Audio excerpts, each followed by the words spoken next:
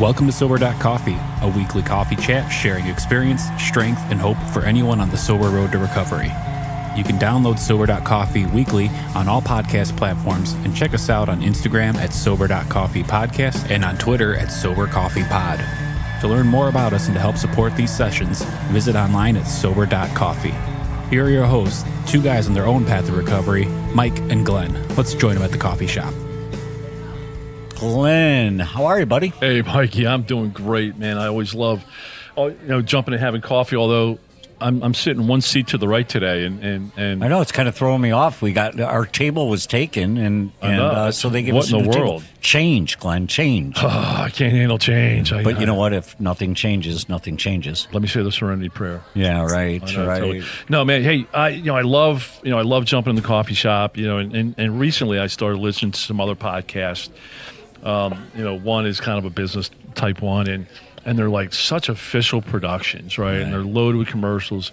And I just really like our format of just coming in the coffee shop and just, chatting about all things sobriety. Right. It's casual. We don't do edits. We screw up. We don't have outtakes. Like, we don't have the bloopers of Sober.Coffee. No, although Brian's talking about doing a parking lot session because he says we have some pretty good... we came in laughing pretty hard a couple of times here, yeah. We are not a glum lot, man. So what are we doing today? Yeah, so, hey, check it out. We have a table for three, a virtual table for three. Right. Virtual, nice. Yeah, do you remember we had Richard Jensen in? Yeah, love that guy. Love his story. Check love his out passion, the story purpose. if you get a chance to people who haven't downloaded that yet. I don't know what the episode number is, but the website is beacchampioninlife.com. Richard Jensen, he's all over the web. He's been on national TV shows, ESPN, and I don't want to steal his thunder, man, but he's a real champion. Blah blah blah. I've been on the police blotter. I've been in the well, you have. My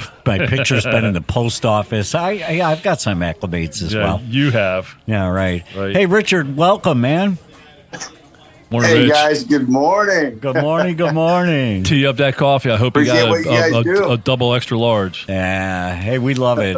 Just working together with other people, on the road to recovery. And, maybe they're on day one, maybe they're on day 10,000 or 11,000. It doesn't matter. Sobriety is my number one priority. And I seem to have surrounded myself with people whose sobriety is their number one priority. Yeah, it's awesome. In fact, when you say on the road to recovery, I think that's literal with Rich. I think he hits a bus or an RV, crossing this country of ours, just sharing his message of experience, strength, and hope with a ton of kids. I think the number was 40,000 or so kids. Just a great message. So great to have you back, Rich. Yeah, thanks, guys. Thanks for having me back on with you. I love what you guys are doing. Yeah, so tell me a little bit about being on the road. Tell me about your production and your mission and how you execute it. It was great. If I can jump in real quick, Rich, I was chatting with Rich. He goes, one of his keys was, and quote unquote, kind of a great topic for this episode, for this coffee chat, is finding your vehicle, right? So whether that's, a bus, an RV, or whatnot, but finding your mission, I guess. And so, Rich, we'll bounce it to you and let you share your story of how you found your vehicle. Yeah, I'm going to shut up. Yeah. I'm just going to shut up and listen and learn this morning. I'm sure I'm going to jump in because that's just what we do. Yeah, that's right, Rich. You're right. Awesome, guys. Hey, so I was able to find recovery, find 12-step, and I went to meetings consistently for years, as you guys know. And in that process, I found myself. And, once I found myself, I realized I had this void inside of me for a long time. And that was the sport of wrestling. I missed wrestling. I missed being part of the team. I missed that camaraderie, working towards something and doing something bigger than me. And that void needed to be filled. And here I was, 37 years old. I had about 4 or 5 years sober. I was, on a good road to recovery. But I needed to find that thing, that vehicle that was going to really, really help me find success long term, that didn't have to do with recovery, but that thing that I missed for so many years. Kind of like getting a redo in life. I had to go back and get that redo. Yeah, where I got off. Yeah, I got off track after high school. You were able to tap into kind of that early love of your life, though, that wrestling. So you were able to kind of rekindle a small flame and turn it into a bonfire. Yeah. Man, where did you come up with that I one? don't know. That's great, man. Yeah, that was good. That's awesome. That was good. That vehicle for me was wrestling. It really lit a flame under me. It helped me really, really find myself and get where I wanted to be through the sport. I didn't realize it till later, but I never had to win a match. I was winning my life back through the sport. I didn't have to win a match. And I lost all my matches on my comeback year. I lost all my matches. Wow. I won one match in a whole year. Coming back 37 in college, 10 years older than the coaches, 20 years older than the kids. It was a really unique situation. And it was weird and awkward, but I just kept showing up. I kept showing up every day. And so let me jump in, Rich. That's awesome. But a lot of people would say, look, man, what are you doing going to college at 37? And then if I'm understanding this right, like you joined the college wrestling team when you're in college at 37, right? Yep. What was it? 10 years older than the coach. What was the over-under on you making the team? That's awesome. They figured I'd make it 2 weeks. 2 weeks. 2 weeks, and I'd be fizzled out. And what I really liked is that you didn't win a match like that first year, or you won one match that first year. And what you said, it wasn't about winning the match; it was about winning in life. Yep, becoming a better person, getting healthier.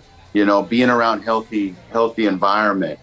And honestly, I'm the oldest that ever competed at the national tournament my second year. I went on and won the whole season. It's about being resilient and willing to do whatever it takes, and I was willing to fight through 2 years of college wrestling, to get there. I wanted to experience it. I wanted to be at the national tournament. And don't think I didn't want to quit. I wrote about this in my book. There was a lot of times I wanted to throw in the towel. Life gets hard. Things get uncomfortable. So what are we willing to do? Are we willing to bear down and get through it? Because it gets easier over time, And I fought through it. I trained all summer, lost 15 pounds, had a winning season my second year. I'm the oldest, one of the very oldest that ever competed at the college national tournament at 37. Wow. Man, I'm just sitting here shaking my head, man. What an amazing story. 37-year-old college student. First year, you won no matches or maybe one match. Second year, you won them all. You won the national title, oldest guy to go. But what I really picked up on is that, life gets hard. Life gets uncomfortable, but yet you persevere, right? You just keep going. Well, so I spent years struggling with addiction. And once I got into college and I made a plan to get an education and compete in college, there was nothing that nobody was ever going to put me through what I put myself through for so long. You cannot get me to tap out, even when it got really, really hard and I couldn't climb out of bed and I was losing matches. It's hard to get up and keep going when you're losing at whatever it is. It's hard. And I knew that if I could just continue to get up and continue to show up, at some point it was all going to make sense and my life was going to get better, and it did. Wrestling became the massive flame. It catapulted me from college 10 years ago, from the national tournament and on to compete with the Masters for another 9 years. And wrestling was I reorganized my life around the sport. I became this elite athlete that I always wanted to be. I always wanted to be that athlete again my whole life. And there I was, and I was fortunate enough. ESPN did a great documentary about my story. 37 years old, going back to college. And then they found out about my history and they were like, no way. Man, that's just amazing. You know, one thing jumped out at me off an article that I read, a story, and because for you, and I'm not a proficient in wrestling, but the matches are how long? 7 minutes? 7 minutes on the mat. So check this out. So you only get on that mat a couple of times during a tournament, but it's all the preparation that you've done during the week. A story jumped out at me, and if you could share kind of what you went through with this, but I'm quoting now from an ESPN quote. A coach, Roden, put his team through a 3-mile run on the school's outdoor track. Jensen showed up for the workout without running shoes, and Roden offered him the opportunity to wait until the following day to make the run. The 36-year-old freshman ran in bare feet. So you didn't show up with gym shoes on. The whole team was running, and you did the 3-mile run without shoes because why? You have to remember that I spent 20 years thinking about having that up. Hey guys, I get a little choked up when I talk about this. It's all right, man. We totally understand that. I literally dreamed about wrestling for the 20 years I was off track. And here I was. I had an opportunity to be part of the team finally. I was not missing 1 minute of my time with the team. Man, I just got chills. Naked, I'm running the track. I'm doing whatever it takes to just be part of the team. Mm-hmm. Nothing outside of it, just to be part of the team. Wow. You know? And to me, it was a life-saving moment and opportunity for me, and I knew it. Wow. You were not getting me.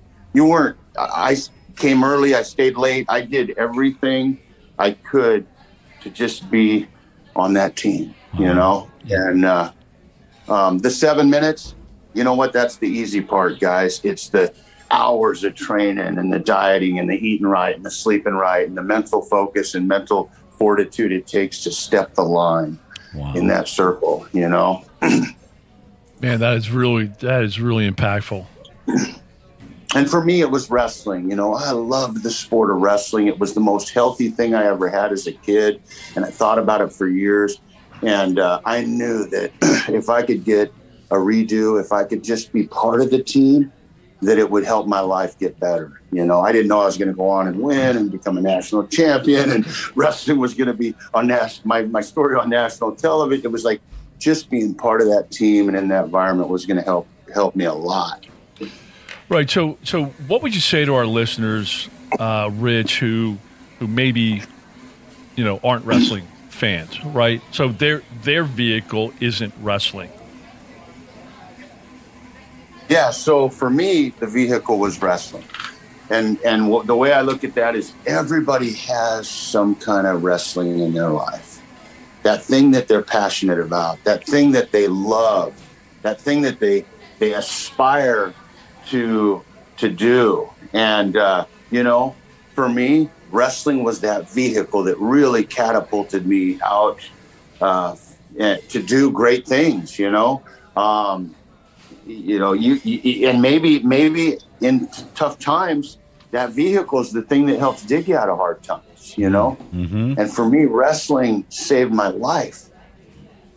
Right. So that's my vehicle. That's that big important thing that I had to chase, whether I win or lose. Just being a wrestler again and being in wrestling, that was my vehicle. And I think everybody has a vehicle. Everybody has that little passion, right? Yeah. And maybe you have to go back to your early youth to rekindle. Maybe it's something you're rekindling from your teens, or maybe it's something that you're just finding now. For me, I have a real passion for sharing the story of hope through a 12-step recovery program. And, you know, I certainly didn't have that. I didn't aspire to be an alcoholic when I was 6 years old, you know. It wasn't on my short list, right? But I loved but as you said, I loved to run. I ran cross country. I loved to run on the team, and you know, being part of the team was the camaraderie and the support and the pressing me to be a better runner, right? It was internal, you know, push for me. And so, yeah, I'm hearing your message loud and clear today. There's something in there that I enjoy doing, and find that and put some wind behind it. Yeah, that thing, that vehicle, and that's just how I refer to it. That vehicle is going to help keep you focused. It's going to help keep you inspired, keep you motivated, and that vehicle is going to help get you through hard times, and it's an important part for me. Recovery was great. 12-step was great. Got my feet on the ground, found myself, but then I needed that it, and that it was wrestling, and it really brought everything together. Right. So some people would call that it purpose. Mm-hmm. Yes. Yes. So what I have found, and Rich, I've been, really identifying with this over probably the last 6 months or so, and you really underlined it for me. In fact, we've talked about it here on the show a couple times, but I have found, and again, you've underlined it, is that when you're living your purpose, it's amazing the power and the strength and the stick-to-itiveness and the ability to run a 3-mile race in bare feet, right?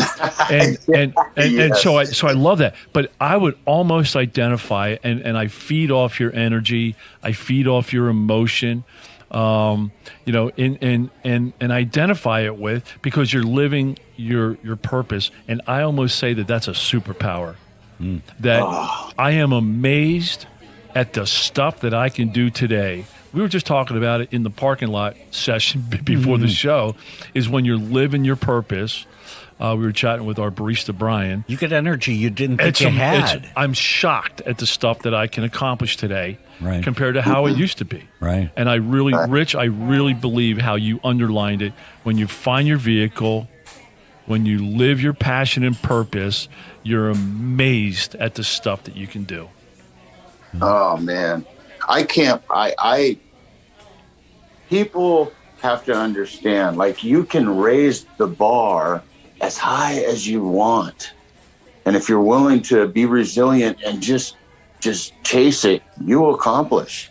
I mean, I know lots of stories like mine that people have overcome serious challenges and found success, found themselves, found their purpose, And with purpose, you're right, it's superpowers. No, real, and I love it. And, that's one of the, when we talk about hope, right, that's one of the things. And Rich, it took me a while, it took me a while to really start. And I'm still trying to figure out what I want to do when I grow up, but I know what I want to do today. I know it works today, and I know what my passion and purpose is today. And part of it's being a seed thrower. Part of it is to be a relentless seed thrower for those in sobriety, for those that are looking for a higher power, or as AA says, my primary purpose is to stay sober and help other alcoholics to achieve sobriety. Right. So listen, as we wrap up here today, Rich, throw out some resources that our friends can pick up on. Like, you've got a link to a book or a name for a book. You've got some websites. Tell us a little bit about how people can find out more about you. Yeah, you can find us at beachampioninlife.com. That's our website. Lots of resources on there, videos, a lot more about what we do. Yeah, Brian has it pulled up here in the studio, man. It looks super sexy with the with all the testimonials and all the videos, and that's awesome. You can Google Richard Jensen ESPN, and you'll find an E60 documentary. It's a great, impactful story that ESPN did on us. All social media platforms, Be a Champion in Life. Yeah. Well, keep spreading the word, man. We really appreciate what you're doing out there, and just relaying the last thing. 40,000 kids. 40,000 kids. What impact? What's the number one thing somebody can do today to change direction in their life? You've got to surround yourself with good, positive people that are encouraging, that are inspiring, that support you in your mission. You've got to surround yourself with like-minded. If I want to get sober, got to be around sober people. Well, we did that this morning, my friend. Amen. Thank you so much. Rich, thanks, brother. Really appreciate it. Drive careful out there on the highways and byways. Really love that you're sharing the message out there with all those kids, and thanks for jumping in today in the coffee shop with us. Thanks, guys. Appreciate the coffee shop. All right, Thanks, man. All right, bye. Be great. Thanks for joining us for today's coffee chat. To contact the show, email us at podcast@sober.coffee. If you need immediate help, the AA hotline is 800-839-1686. The National Suicide Prevention Hotline is 800-273-8255. Remember, Mike and Glenn are sharing their own journey on the path to recovery. Any suggestions, medical or otherwise, are their own experiences and should not be viewed as professional advice. See you next week, and remember, there is a solution.